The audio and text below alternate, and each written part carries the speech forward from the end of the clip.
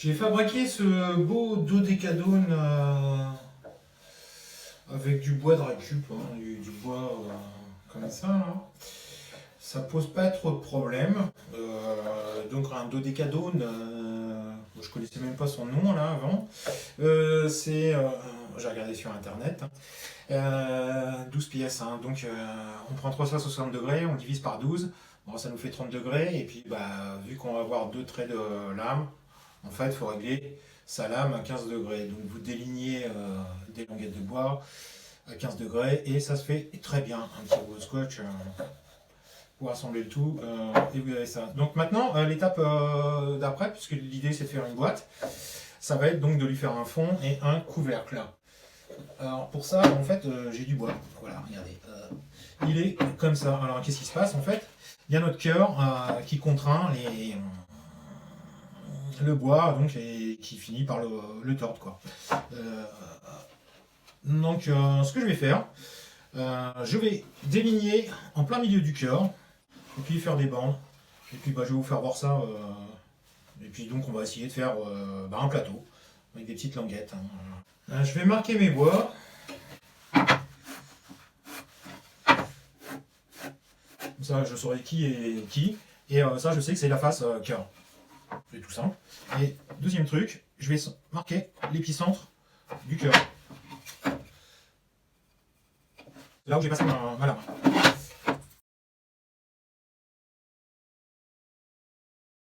Ce que je vais faire maintenant, c'est des bandelettes de 2,5 cm autour du cœur, autour de la périphérie. Alors, pour ce faire, comme j'ai encore mes 10 doigts, je vais utiliser ça pour passer. Par contre, du coup, je suis obligé de retirer le petit diviseur, ce qui se fait très bien sur la Doval. Je vais vous en faire une, histoire de dire. Mais les autres sont pareils.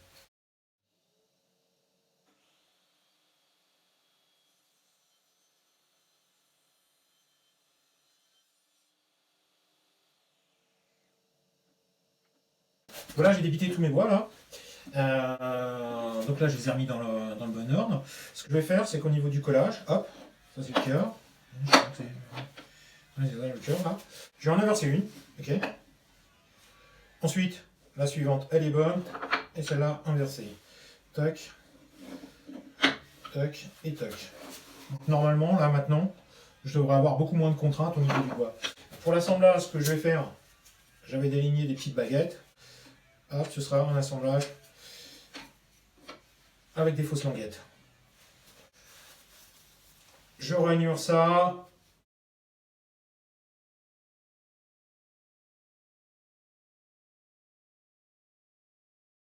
Rainure, j'ai mis les languettes. Là, idéalement, il faut quand même que ça puisse coulisser. Hein. Faut qu'il y ait un peu de place pour la colle. Ça n'est pas trop mal. C'est un peu plus dur là. Il faut regarder, c'est si on arrive à retirer les languettes. C'est bon.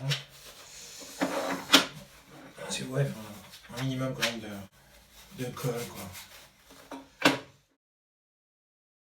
Donc maintenant, je me retrouve avec 3 planches qui sont planes, hein, et avec lesquelles je vais pouvoir travailler confortablement. Je vais pouvoir aller plus loin dans le projet. Le projet, c'est le suivant. Hein. Hop. Là, un atterrage intermédiaire qui sera donc en mi-bois, un couvercle aussi. Voilà. Au niveau de couvercle et du fond, je vais découper ça très largement, hein, sans ajuster. Et puis au dernier moment, je mettrai un coup d'affleureuse et puis un quart de rond.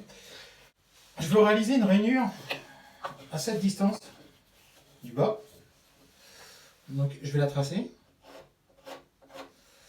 Et la rainure, elle aura pour but d'encastrer ce bois.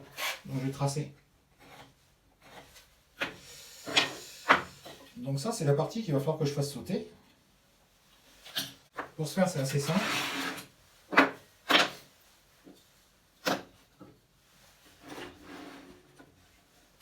Donc, je me mets ma règle parallèle. Je cale.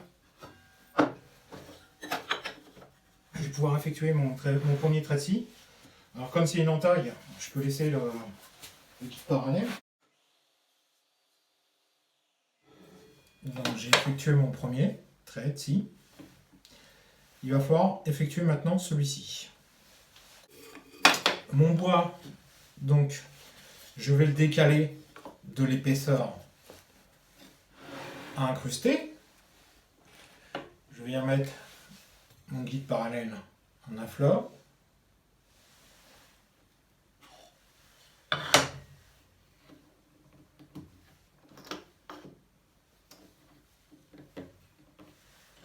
Voilà.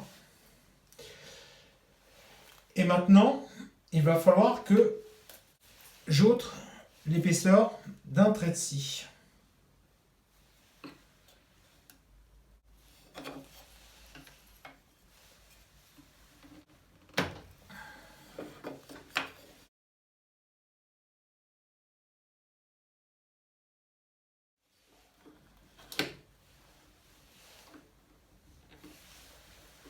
Et là, je suis bon. Je peux régler le guide parallèle.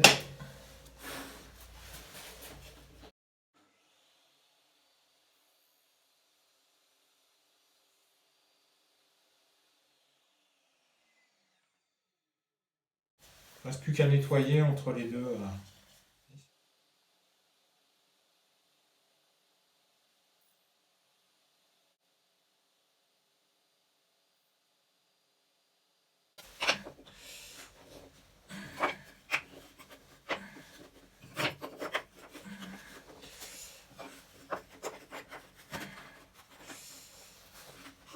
Voilà. Donc j'ai déjà mon cylindre qui est construit en fait.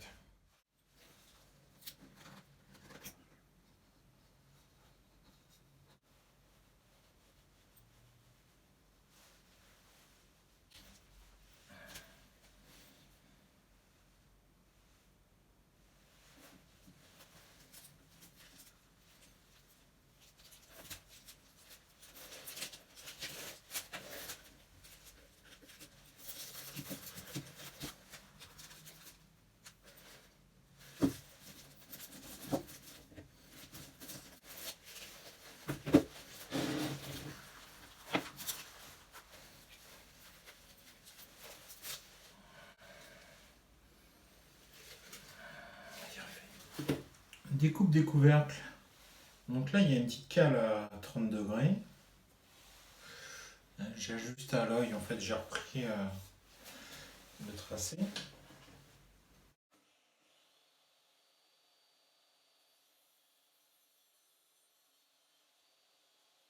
Importante, en fait, je fais les triangles, je découpe 2 à 2. Donc là, je suis arrivé au point où en fait, j'inverse ma cale et j'utilise le 60 degrés.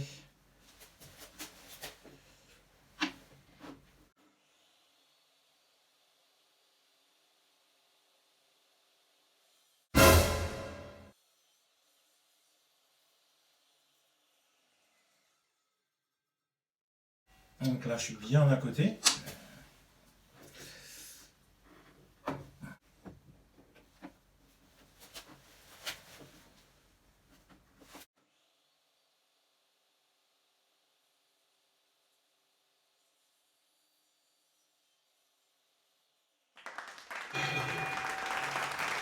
Là, je suis parfaitement sur La fleureuse à passer là.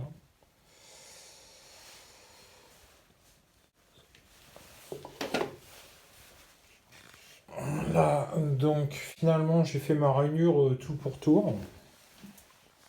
Alors, on va essayer de vous montrer un peu.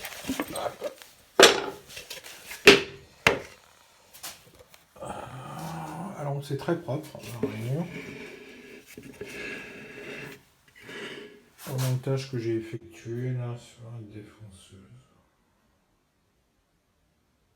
Enfin la fleureuse.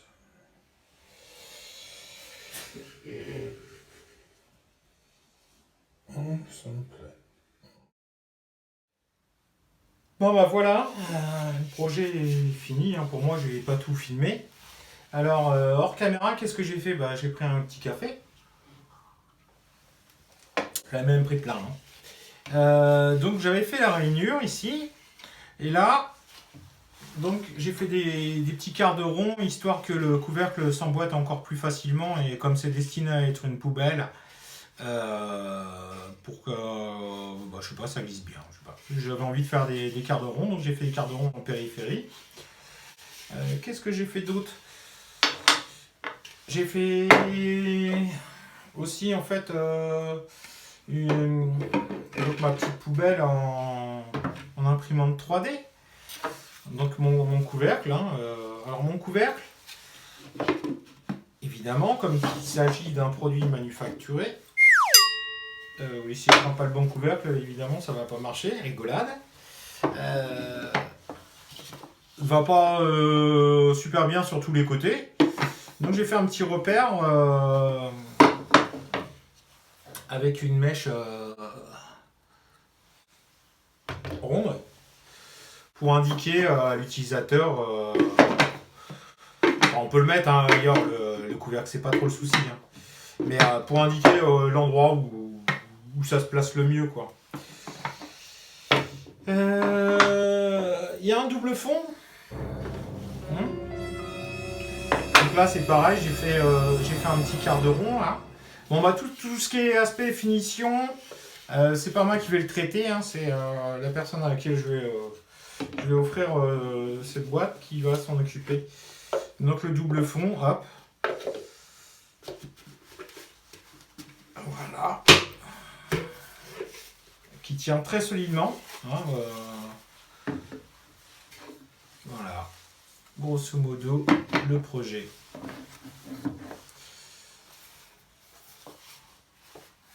J'aime bien, c'est donc mes petites languettes, là, mes petits assemblages en languettes. Ça m'a fait travailler donc beaucoup de choses.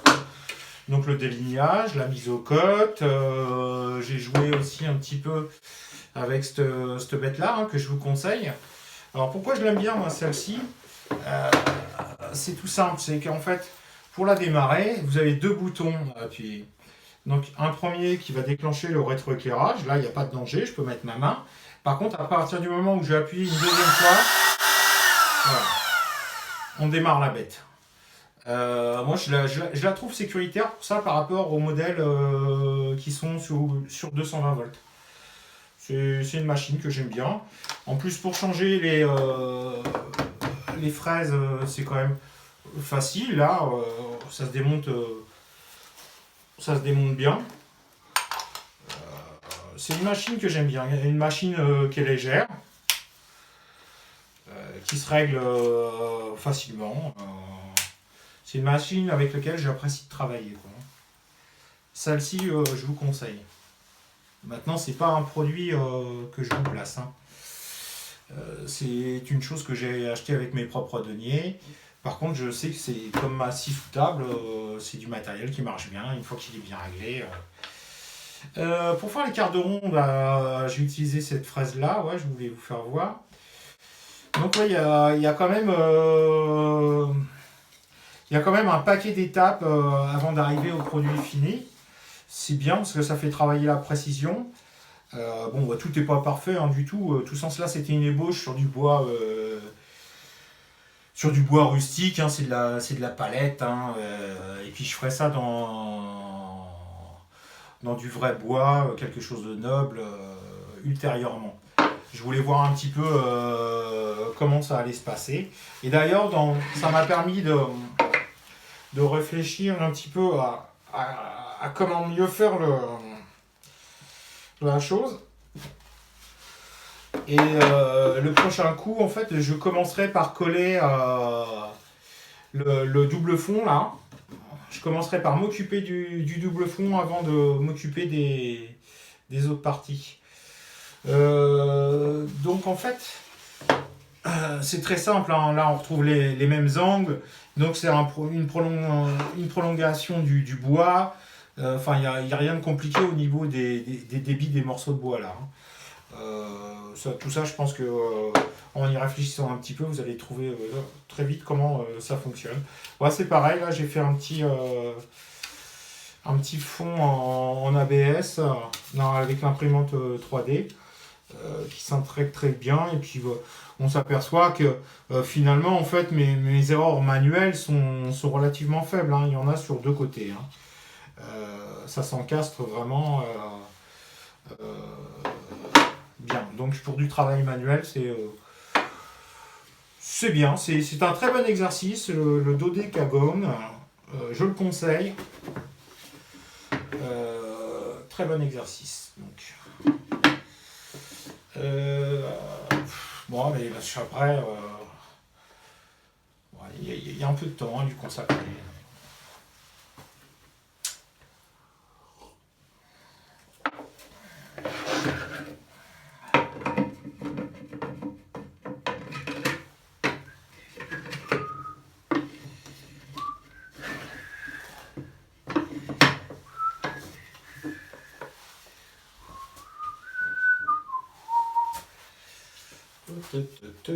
C'est quelle couleur ça? C'est rouge ça? Ah, c'est joli avec ça là.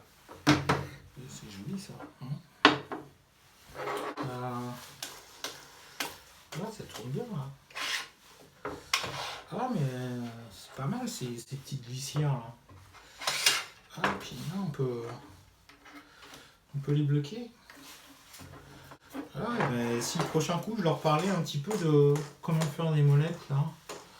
Et puis des glissières aussi, ce serait bien ça. Peut-être que ça intéresserait d'avoir des glissières qui font pile poil, sans jeu. Là, on n'a pas de jeu. C'est bien ça. Bah écoutez, je pense que ce serait le sujet d'une prochaine vidéo, ça. Hein. Ah ouais, puis on peut les emboîter. Oh, super.